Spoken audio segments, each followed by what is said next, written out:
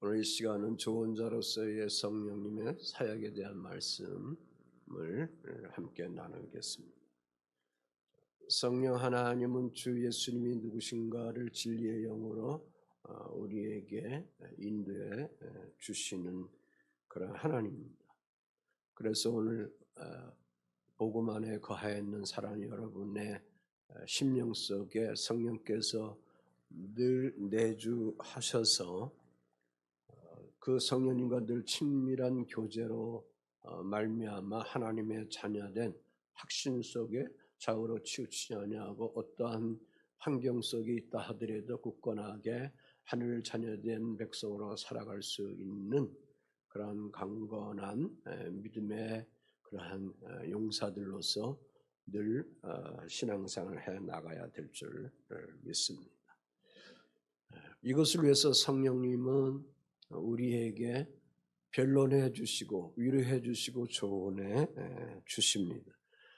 구약성경 이사야서 9장 6절 말씀에 보면 거기에 주 예수님을 소개하는 가운데 있어서 놀라우신 조언자다, 전능하신 하나님이다, 영전한 아버지시다, 또 평화의 왕이시다, 그렇게 표현하십니다. 여기에 놀라우신 조언자, 원더풀 카운슬러라고 그렇게 얘기하는 것은 성령에 대한 것을 얘기합니다. 또 다른 보혜사, 파라클레토스, 다시 말해서 내 곁에서 뭐 하느냐 변론해 주시고 말해 주시고 위로해 주시고 가르쳐 주시고 알게 하시고 보게 하게 하시고 인도하게 하시는 그러한 하나님이다라는 의미를 가지고 있습니다. 자, 그러므로 우리가 믿음 생활하면서 때로는 우리의 삶에 고통도 있고 고난도 있고 아픔도 있고 슬픔도 있고 근심이 있을 때에 그러한 상태 속에 있을 때 그러한 마음과 그러한 환경과 그러한 내 심령 속에 이 마음을 가지고 우리가 하나님 앞에 나갈 수 없습니다. 이때 이러한 마음을 그리스도 앞에 내놓을 때에 그때에 성령 하나님께서 우리에게 치유의 영으로 오셔서 그 슬픔과 아픔과 상처 속에 있는 것을 다 고쳐주셔서 한마디로 얘기해서 기쁨으로 변화시켜 주신다. 아멘.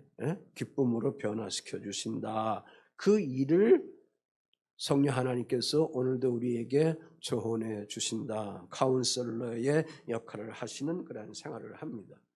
그러므로 성령의 권능에는 지혜가 있고 치유의 역사가 있고 회복의 역사가 있고 평안의 역사가 있고 기쁨의 역사가 있고 또 하나님의 생명 안에 강건하게 살아갈 수 있는 그러한 능력을 여기서 허락해 주시고 있습니다.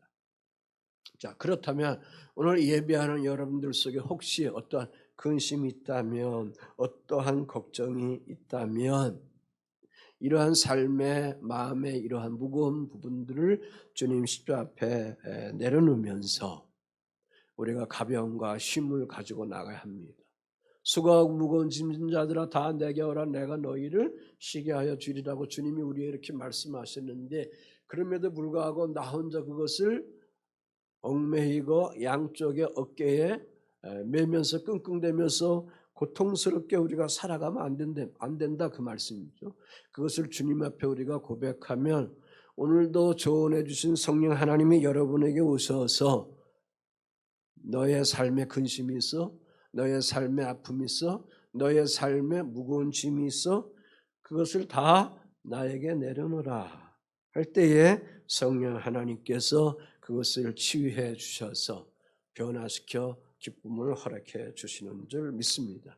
그래서 주는 그리스도이시여 살아계신 하나님의 아들입니다 고백해 나가는 주의 자녀들의 삶 속에는 항상 뭐가 나타나야 되느냐? 평강이 나타나야 되고 기쁨이 나타나야 되는 겁니다. 크게 아멘. 아멘. 그러니까 복음 안에 우리가 살아가면 항상 우리 심령 속에는 기쁨과 평강이 있어야 합니다.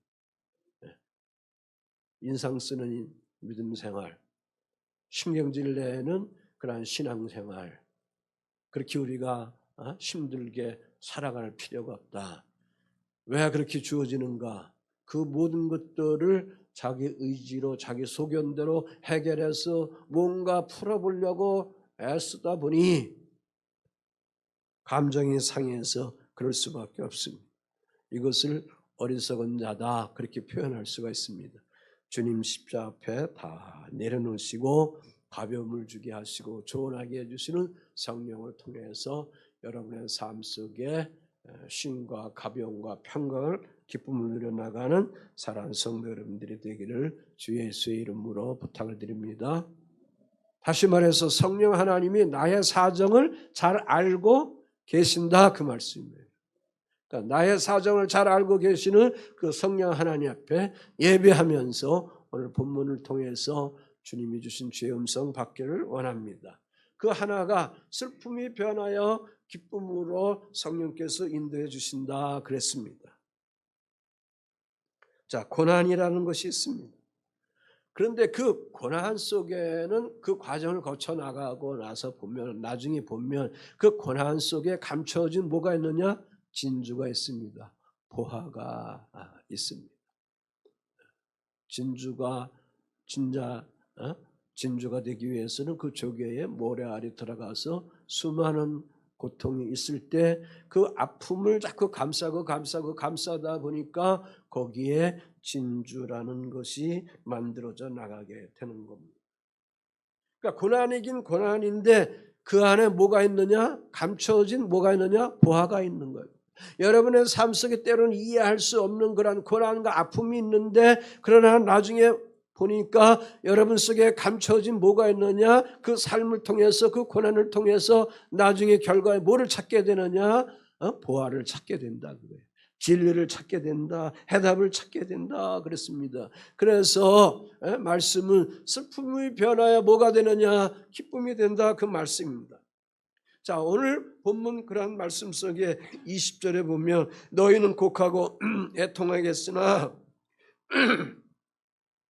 세상은 기뻐한다. 세상 사람들은 내가 십자가 죽음을 통해서 기뻐한다 그거예요. 그러나 주 예수의 사람들은 주 예수의 제자들은 근심한다는 거예요.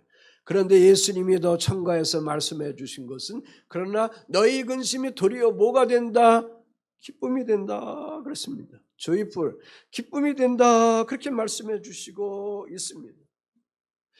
주의 제자들이 왜 지금 근심하고 있는가? 왜 슬퍼하고 있는가? 왜 인상 쓰고 있는가? 예수님이 왜 십자가에 죽어야 하는지 아직 이해하지 못하고 있기 때문에 그렇다. 그래서 예수님이 막상 십자가에 못 박히니까 십자가에서 죽으시니까 그들은 다 도망가고 애통하고 근심 속에 빠질 수밖에 없었던 것입니다. 그런데 예수님이 그 일이 있기 전에 미리 주의 제자들에게 섭리함을 통해서 그들의 마음의 단단함을 가지기 위해서 준비하도록 말씀 주시고 있는 겁니다. 그러한 근심이 나중에 뭐가 되느냐? 내가 십자가의 죽음을 통해서 그러한 근심이 뭐가 되느냐? 기쁨이 되는 날이 온다. 그렇게 위로하고 있는 것입니다. 너희 기쁨이 도리어 뭐가 된다? 기쁨이 된다. 그 말씀입니다. 그래서 22절 23절에 지금은 너희가 근심하나 내가 다시 너희를 보리니 너희 마음이 기쁠 것이요 너희 기쁨을 빼앗을 자가 어떻게 한다? 없으리라. 나의 기쁨을 내가 그리스도 예수를 통해서 받은 기쁨을 빼앗을 사람이 하나도 없게 된다 그 말씀입니다. 지금 예수님이 주의 제자들에게 뭐로 위로하고 있는가? 너희 그 근심이 기쁨으로 변할 것이다. 다시 말씀드려서 진리의 성령 보혜사 성령님께서 우리를 진리 가운데로 인도한다 그랬습니다. 우리를 진리 가운데로 인도하게 되면 그 진리 가운데로 인도하는 그 그리스도의 진리를 통해서 그 성령을 통해서 우리에게 조금 전에 있었던 근심 걱정들이 뭘로 변하게 되느냐? 기쁨으로 바뀌게 된다는 그런 말씀을 여기서 우리에게 던져주시고 있습니다. 자, 예수님이 이렇게 말씀했는데 아직도 주의 제자들은 이해가 안 가는 거예요. 그래서 21절에 본문 21절에 산모가 해산하는 그런 출산에 대한 것을 잠시 거기서 비유로 말씀해 주고 있습니다. 자, 해산할 때에 악연 많은 근심에 쌓입니다. 진통이 오기 때문에 근심에 쌓입니다. 그러나 그 진통 속에 아픔 속에 있다가 그 아기를 낳으면 그 아기가 세상에 태어나면 기쁨 때문에 그 어렵고 힘들었던 그 산모의 고통을 한순간 어떻게 하느냐? 다 잊어버리고 만다. 그 고통을 더 이상 기억하지도 않는다. 우리 어머니들 아직도 그걸 기억하고 있습니까? 다 기억하지 않습니다. 왜? 내 자식을 보기 때문에 그런 줄 압니다. 자, 산모가 해산할 때는 왜 근심에 잠기게 되는 것일까? 건강한 아이를 내가 출산할 수 있을까? 내가 아기를 잘 낳을 수 있을까? 아프지는 않을까? 등등의 여러 가지 그 순간에 오고 가는 그런 마음의 감정의 생각들이 많이 있기 때문에 그러는 거예요. 그래서 많은 근심 걱정의 순간 거기에 잡히고 있게 되는 겁니다.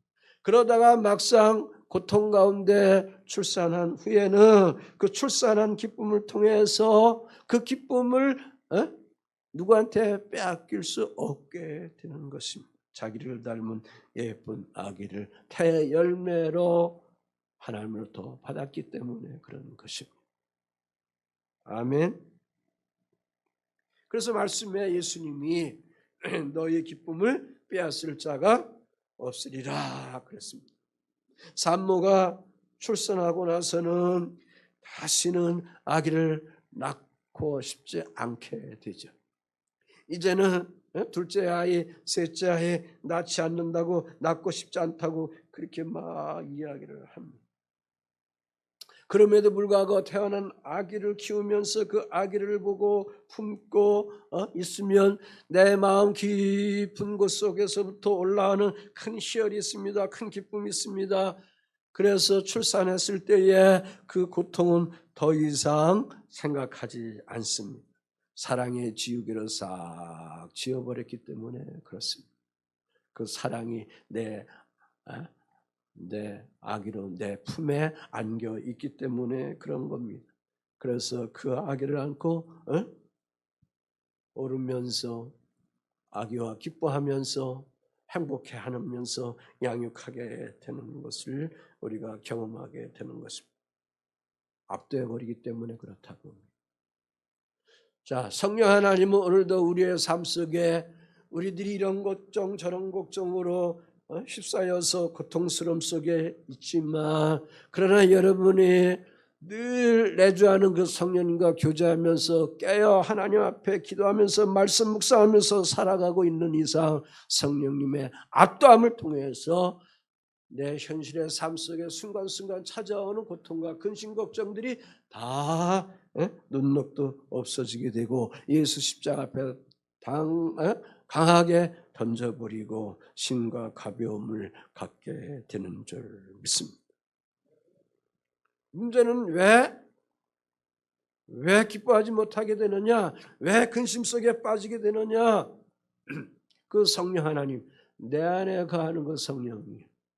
여러분, 이 공간 속에 운행하시는 성령 하나님과 친밀한 사랑의 교제를 갖지 않고 내 소견대로, 내 의지대로, 내 경험대로 살아가기 때문에, 그것을 내가 해결하려고 하기 때문에, 끙끙대고 있기 때문에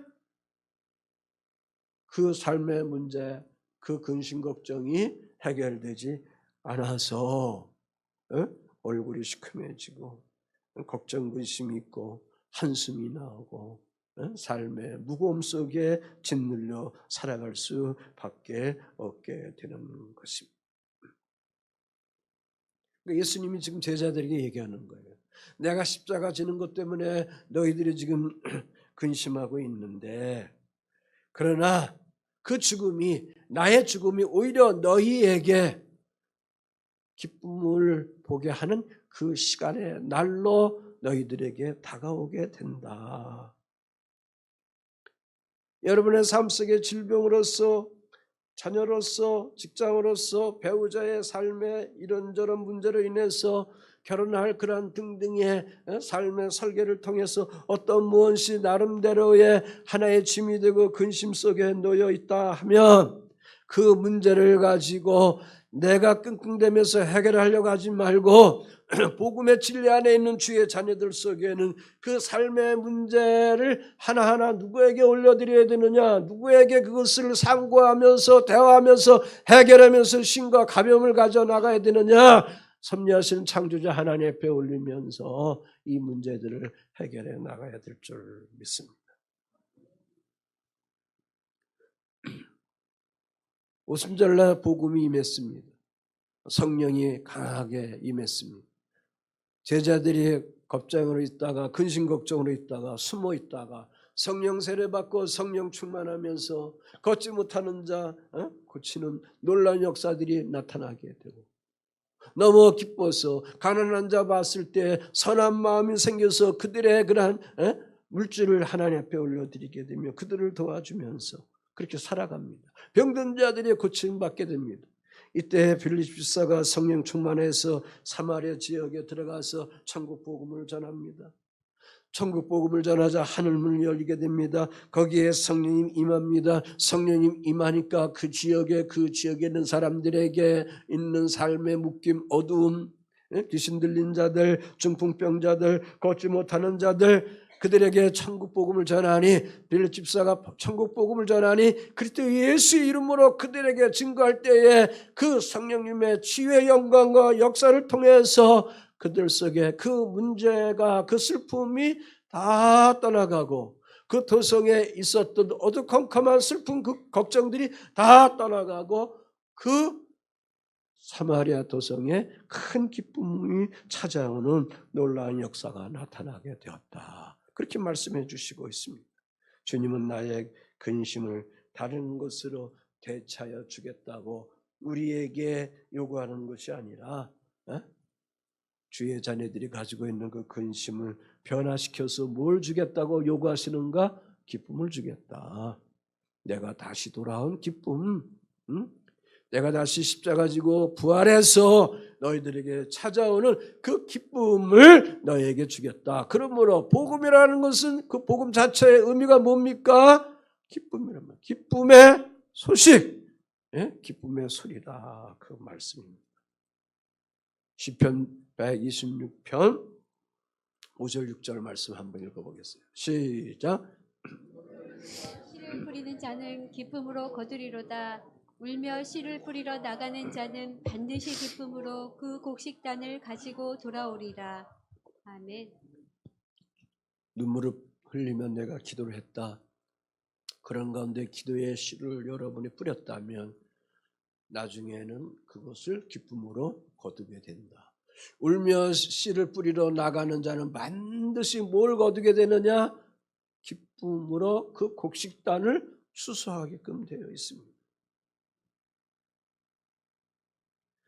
곡식단이 여러분의 자식이다 할 때에 그 자식을 통해서 때로는 고통스럽고 아픔 속에 있고 여러 가지 힘든 무거운 십자가 짐이 있다면 그걸 놓고 그냥 내버려서는 안 된다 그거죠. 끝까지 내 자식, 내 새끼, 내 얼굴, 내 모습, 내 발가락 다 그대로 닮았고 이 땅에 왔는데 그 하나님 형상으로 왔는데 근심 걱정돼서 내버려두면 안 된다 그거죠. 주의 자녀들만큼 어떻게 했냐? 끝까지 그들의 영혼을 책임지고 하나님의 복음 속에 기쁨의 인생의 삶을 살아갈 수 있는 중보의 역할을 부모들이 해나가야 될 줄 믿습니다. 유기해버리면 안 된다 그거예요. 내던져버리면 안 된다 그거예요. 울며 씨를 뿌리러 나가는 자는 반드시 기쁨으로 그 곡식단을 가지고 돌아온다 그랬습니다. 그래서 주님으로부터 받은 이 기쁨을 어떤 무엇이 빼앗을 수 없게 된다는 말씀을 우리에게 지금 던져주시고 있습니다. 자, 그러면서 23절, 24절에 그날에 그랬습니다. 이것이 언제 주어지느냐? 그날에. 여기서 그날이라는 것은 언제인가? 성령이 오시는 날, 성령이 오시는 날. 성령이 임하시는 그날에 진리로 우리를 인도하시는 주님의 인도로 인해서 성령이 진리의 영이 우리를 그리스도 예수에게로 인도하십니다. 그리스도 예수가 선포한 말씀으로 우리를 알게 하시고 가르쳐 주시고 깨닫게 하시고 인도하게 하시면 나의 삶 속에 있었던 이러한 근심 걱정이 왜 찾아왔는가, 왜 나에게 무거움 속에 있었는가 알게 됨을 통하여 그것이 변하여 무엇으로 변하느냐? 기쁨이 변한다. 수각성 야곱의 우물가에 있던 한 여인이 예수님을 만나서 그 근심의 삶이 뭘로 바뀌었어요? 기쁨으로 바뀌었다. 주님과 뭐하면서? 대화하면서 진리의 말씀으로 인도함을 받고 대화할 때에 그 삶의 문제가 순간 해결된 것이니, 사랑하는 성도 여러분들이 늘 성령 하나님의 임하시는 영광과 역사 속에 늘 거하면서 살아가야 그 성령께서 그리스도 예수로 인도하게 하시는 가르침을 주시고 교육을 시켜주시고 이해력을 허락해 주시게 되는 것입니다. 성령 하나님은 우리에게 진리를 깨닫게 하여 주는 삶의 뜻을 알게 해주십니다. 다시 말씀드려서 너는 부름받은 존재다. 그렇게 나를 깨우쳐 준다. 그 말씀입니다. 너는 그저 우연하게 이 땅에 떨어진 존재가 아니다. 그냥 너는 이 땅에 나로부터 부모로부터 태어난 그러한 사람이 아니다. 그겁니다. 너는 하나님의 부름받은 존재로서 이 땅에 보내진 것이다. 너는 택한 족속이다. 왕같은 제사장이다. 거룩한 나라다. 하나님 나라의 소유된 백성이다. 너는 내 것이다. 하나님의 백성이다. 라는 것을 깨닫도록 진리의 성령 하나님께서 우리를 인도해 주신다. 그러므로 사랑하는 성도들의 인생의 삶 속에는 한 사람도 무의미한 인생의 삶이 하나도 없다는 것을 깨달아 나가야 될 줄 믿습니다. 내 인생은 무가치해? 나는 왜 이 땅에 왔어? 왜 부모가 나를 낳았어? 그렇게 무의미한 가치를 가지고 엉망진창으로 살아가는 인생들이 이 땅에 많이 있습니다. 굴러다니는 쓰레기처럼 그렇게 자기의 존재에 대한 것을, 가치에 대한 것을 알지 못하고 허랑방탕하면서 살아가는 어리석은 그러한 사단의 사상을 가지며 살아가는 이 땅에 사람들이 많이 있는데, 오늘도 복음 안에 있는 여러분은, 젊은 세대인 여러분은 오늘도 주님이 나를 지켜보고 계시다. 나를 부르고 계시다. 나는 이 땅에 그저 왔다가 그저 가는 존재가 아닌 것을 여러분이 믿음 생활하면서 깨우쳐 나가야 될 줄 믿습니다. 다시 말해서 하나님께서 우리 각자에게 분명히 수행하여야 할 하나님의 사명을 우리에게 주셨다. 그 말씀입니다. 하나님이 우리에게 각자 주어진 그런 수행하여야 할 그 사명을 주시는데, 그 사명을 누가 알게 하시는가? 진리의 영이신 성령 하나님이 여러분에게 깨닫게 해 주신다. 그 말씀입니다. 그러므로 오늘도 우리가 이 땅에 하늘자녀된 백성으로 살아가기 위해서는 어떻게 해야 되느냐? 그러한 믿음의 의식을 가지고 살아가기 위해서는 성령 충만 속에 늘 여러분이 살아가는 것밖에 없는 줄 믿습니다. 아멘. 또 하나는 성령님은 우리를 인도하는 데 있어서 기도로 인도하도록 그렇게 역사해 주십니다. 주님이 말씀합니다. 너희가 아버지께 구하는 것은 무엇이나 아버지께서 내 이름으로 주실 것이다. 구하라. 그러면 받을 것이다. 그러면 너희 기쁨이 어떻게 한다? 넘치게 된다. 그렇습니다. 네? 아버지께 구하는 것 무엇이든지 아버지께서 그리스도의 이름으로 주시게 되는데, 그렇기 때문에 그것을 구하라. 그러면 받게 되는데, 그 받게 될 때에 어떤 무엇이 우리에게 사인으로 오느냐, 그 결과로 오느냐, 기쁨이 넘치게 되는 것으로 온다. 그 말씀입니다. 진리의 성령님이 우리에게 오셨기 때문에 그런 겁니다. 그래서 아버지께 구하는 것을 누구 이름으로 구하라고요? 내 이름으로 구하라. 한마디로 기도하라 그 말씀입니다. 성령 안에 진리의 영으로 인도받는 주의 자녀들은 어떻게 되느냐? 기도하면서 살아가야 된다 그겁니다. 그리스도 예수의 이름으로 기도하면서 살아가야 한다. 그 기도는 우리가 성령의 인도함을 따라 하는 기도가 되어야 한다 그 말씀입니다. 중언부언의 자기 뜻으로 자기의 어떤 욕망과 욕심을 가지고 구하는 기도가 아니라 성령에 따라 그리스도 예수의 이름을 통해서 구하고 나갈 때에 주님께서 그것을 응답해 주셔서 마침내 기쁨이 큰 것으로 여러분들에게 해결해 주신다. 하나님은 우리의 형편을 아시고 하나님은 우리 인생의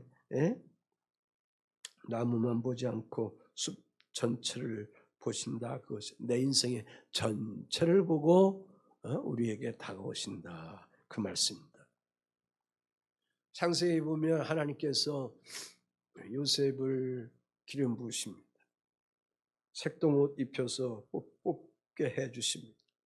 하나님은 이미 그의 섭리 속에 요셉을 통해서 장차 메시아 예수 그리스도를 보낼 그러한 민족을 세우시려고 하는 하나님의 구속의 섭리를 세우십니다.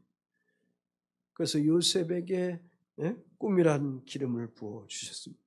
그 꿈을 가지고 그러나 그 요셉은 억울함 속에 살아갈 수밖에 없었고 고통 속에 살아갈 수밖에 없었고 슬픔과 근심 속에 살아갈 수밖에 없고 수많은 날 수많은 연단 속에 고통받으면서 그 기간을 통과하면서 살아갈 수밖에 없었습니다.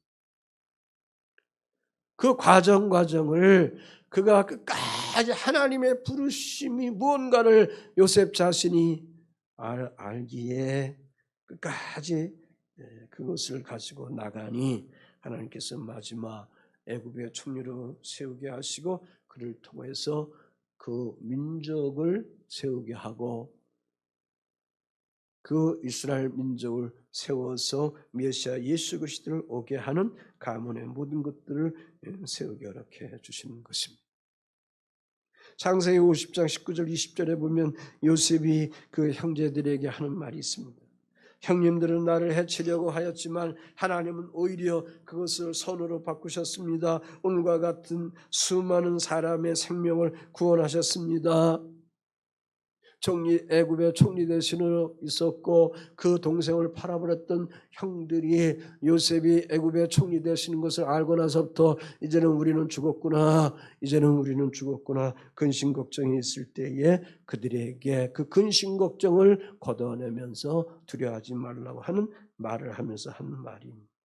형님들을 나를 해치려고 하였지만 하나님은 오히려 그것을 선으로 바꾸셨다. 선으로 바꾸셨다. 좋은 것으로 바꾸셨다 그랬습니다.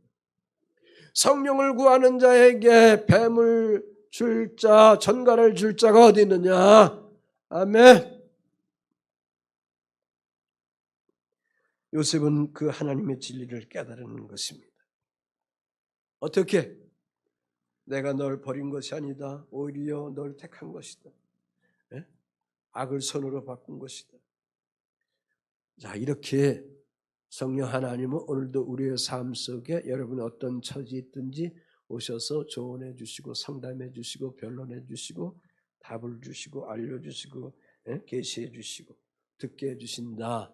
그 말씀을 뭐라고 얘기하느냐? 레마의 말씀이다. 그 말씀입니다. 성경을 같이 읽었지만 그 의미와 그 생명이 나에게 와 닿아지는 게 달라진다. 그것을 레마의 말씀입니다. 그래서 그 말씀을 가지고 위로를 받게 되고 그 말씀을 읽다가 감격이 오게 되고 그 말씀을 읽다가 회개하게 되고 그 말씀을 읽다가 눈물이 나오게 되고 요셉이 그 형제들에게 위로자가 된 것처럼 진리의 성령 하나님께서 말씀 가운데로 우리를 인도할 때에 그 말씀을 통해서 위로함을 받는 영광과 역사가 우리들 속에 있는 것처럼 여러분이 이 진리 안에 거하고 있는 이상 여러분들도 성령 안에서 이웃들에게 형제들에게 삶에 관계되는 사람들에게 위로자가 될 수 있는 그런 영성이 여러분들 속에 풍성하게 채워져 가야 될 줄 믿습니다. 24절에 했습니다. 너희 기쁨이 충만하리라 그랬습니다. 기쁨이 충만하리라. 성령께서 우리의 삶의 슬픔을 변하여 기쁨을 주겠다 그 말씀입니다. 성령은 죽음이 변하여 생명이 되게 하신다 그 말씀입니다. 그래서 성령 하나님은 우리의 슬픔도 고난도 애통함도 없는 그러한 삶을 살아가기를 원한다. 그런데 우리의 삶 속에는 때로는 슬픔도 고난도 애통함도 없는 삶을 우리들이 원하지만 우리는 그 세계를 누려가기 전까지는 우리에게는 고통이 있고 아픔이 있고 슬픔이 있습니다. 자, 세상의 포도송의 열매는 철저한 그러한 연단된 가지를 통해서 열매를 맺게 되는 것입니다. 가장 순수한 금은 가장 뜨거운 용광로 불에서 나오게 되어 있는 겁니다. 가장 큰 기쁨은 가장 큰 슬픔 속에서 비로소 탄생하게 되는 것입니다. 생명은 죽음에서 나오게 되는 겁니다. 그러므로 성령이 내 안에 내주하고 계시다는 것을 사랑하는 주의 성도들이 잊어서는 안 된다 그 말씀입니다. 우리를 어둡게 만드는 마음의 그림자 내주하는 성령께서 그것을 소멸해 버리게 합니다. 영적인 어둠의 그림자 성령이 소멸하게 합니다. 정신적인 어둠의 그림자 성령이 소멸하게 됩니다. 불확실성에 근심걱정에 살아가고 있고 방황하는 인생에 이런 갈지자처럼 살아가는 인생의 그림자 이것을 성령님이 다 소멸시켜 주시고 그 안에 새로운 확신이 있는 그러한 고속도로 같은 삶의 일들을 형통하게 여러분들에게 여러분을 변화시켜서 길을 인도해 주시는 것이 하나님 아버지의 일이신 줄 믿습니다. 자, 그래서 오늘 우리가 성령의 인도함을 받아서 이 자리에 나와 있습니다. 여기서 우리가 지금 무엇을 하고 있습니까? 주 하나님께 예배드리고 있습니다. 하나님의 말씀을 듣습니다. 이것을 위해서 나를 희생제물로 드리면서 예배하면서 나갑니다. 이 마음의 자세가 바로 성령의 일하심이 없이는 성령의 감동이 없이는 우리가 여기 나설 수 없게 되는 것입니다.